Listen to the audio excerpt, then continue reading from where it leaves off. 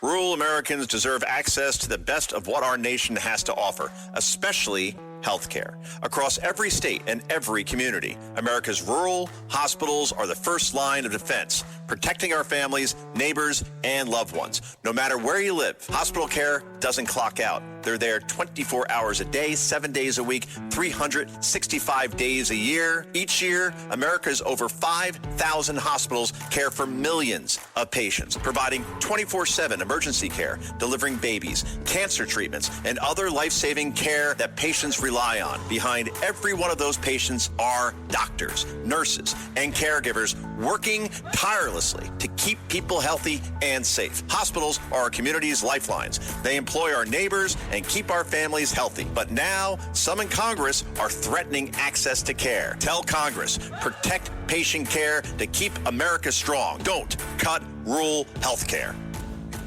Listen, all you New Yorkers. Excuse me, taxi. Okay, man, we're looking around. This is the 77 WABC minicast. Sunday morning. What is this? Senator George Borrello from Chautauqua County in New York State. And he has a lot of things on his mind on a Sunday morning, and he usually gives it to us the way it is. Well, Senator, give us an update of what the heck is going on in our state. Well, first of all, I'm going to give you compliments for getting Chautauqua right on the first try again. Thank you very much. The residents of Chautauqua County, thank you. I'm up here in Albany. I love Chautauqua County because there are a lot of, I've been there a lot, and there's a lot of decent people up there. Thank you, and we appreciate that. Well, this week in Albany was very interesting. We had a Tax the Rich protest. The estimates were somewhere between 1,000 and 2,000 people came up, although I think Mayor Mamdani was expecting more like 10,000, which didn't materialize. But there was no doubt there were people here to put pressure on Albany Democrats, especially, to get on board with raising taxes and making New York State even less affordable for people. And, of course, we've seen the mayor do this, I would call it a hostage situation, where he said either you tax the rich or I'm going to raise property taxes for everyone, which is certainly, in my opinion, not a choice that anyone should make. So the governor now is in a difficult position. I do believe that this is going to now be setting up a fight in our budget process. I suspect that once we see the budgets come out, the budget proposals from both the Senate and the Assembly, that we may indeed see those tax increases, including increasing taxes on corporations, which of course is a tax on everyone, right? And so we'll see what happens once these one house budgets come out. But I suspect there's going to be a battle about taxes between the governor and the legislative Democrats. And we, as a Republican conference, will continue to stand on making New York more affordable by lowering taxes, by reducing the burden, and reducing the out-of-control spending here in New York State. Understood. And I mean, do we have any hope in getting in the right direction? I mean, right now, New York State still has a budget of what's the latest? 260 billion, 270? 260 billion right now is the governor's proposal, which is a massive increase over last year's adopted budget, and 127 billion for the city. That's a total of almost 300 billion, 297. Yeah, when you add it all up, John, between the city and the state, New York State spends more than Texas, Florida, South Carolina combined. And you look at the budget in Pennsylvania for a population that's only about 40% less than ours, and their budget is about $53 billion.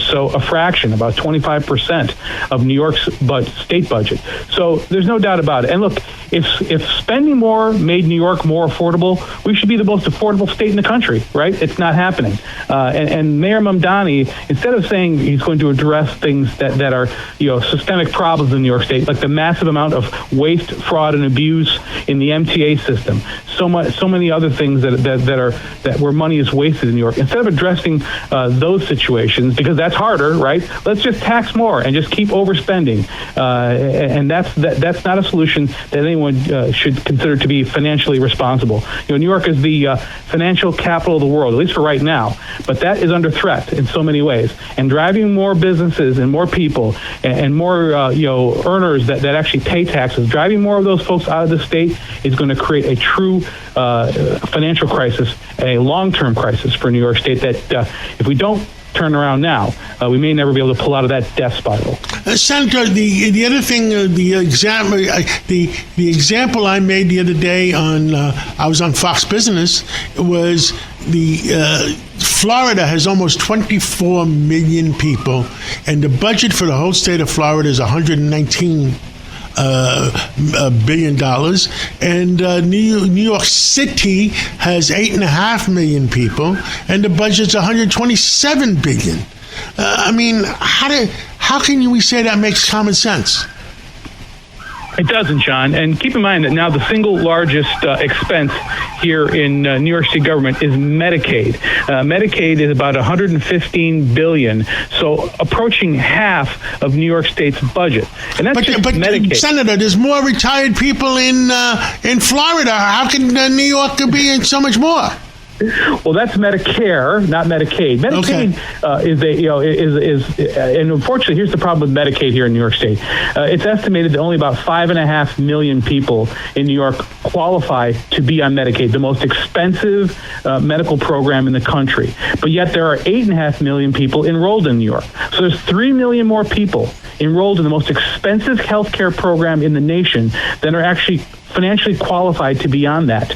That alone, if we could eliminate that clearly fraud and waste, that alone could. I want you to say that again slowly, because I want everybody in the country to know the number. Say that again. There's 3 million what? There are approximately 5.5 million people that who are income eligible. In other words, they meet the requirements to receive Medicaid, the most expensive Medicaid system in the nation. About 5.5 million New Yorkers qualify for that, but 8.5 million are actually enrolled in that program. So how is that possible? It's that possible because there has been absolutely zero attempts to actually clean up those rolls. And by the way, I know people want to say, well, it's people that are, this or that undocumented. No.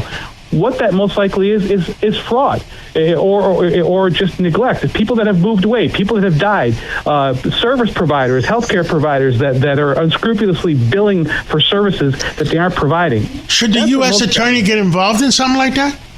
I think they absolutely should. I think the federal government, and by the way, I think this is why President Trump has been cutting Medicaid reimbursements to states, to say we're no longer going to borrow money to support your fraudulent system, and that's what this comes down to. The federal government is no longer going to be the sugar daddy for states like New York to spend more money and just to incubate more fraud. So that's what has to happen. But I think the next step, if that doesn't work, because they're going to burden New York taxpayers instead to continue this fraud, to allow it to continue, is for the federal government to come in and do an actual audit. New York State is likely wasting tens of billions of dollars a year on Medicaid fraud alone. Well, Senator George Borrello from Chautauqua County, thank you so much for bringing everybody up to date, and let's talk again real soon. Thank you.